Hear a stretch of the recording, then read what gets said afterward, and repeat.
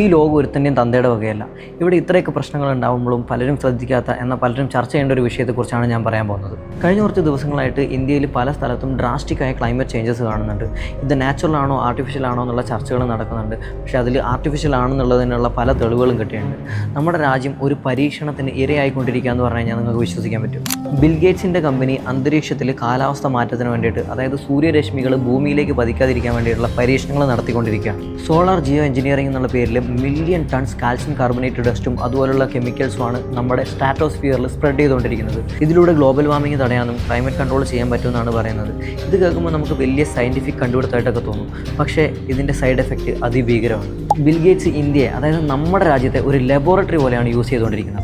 ഇത് കാരണം വലിയ രീതിയിലുള്ള ക്ലൈമറ്റ് ചേഞ്ചസ് ഉണ്ടാവും. അന്തരീക്ഷത്തിൻ്റെ സ്വാഭാവികത നഷ്ടപ്പെടും. ഇന്ത്യയിലെ മൺസൂണിനെ തന്നെ ഇത് സാരമായി ബാധിക്കാനുള്ള സാധ്യതയുണ്ട്. മാത്രമല്ല ആസിഡ് റെയിൻ പോലും വരാനുള്ള സാധ്യതയുണ്ടെന്നാണ് പറയുന്നത്. ഇത് കാരണം മനുഷ്യനിൽ പലതരത്തിലുള്ള അസുഖങ്ങൾ ഉണ്ടാവാം, ശ്വാസകോശ സംബന്ധമായ ഇഷ്യൂസ് ഉണ്ടാവാം, സ്കിൻ ഡിസീസ് പോലും വരാനുള്ള സാധ്യതകളുണ്ട്.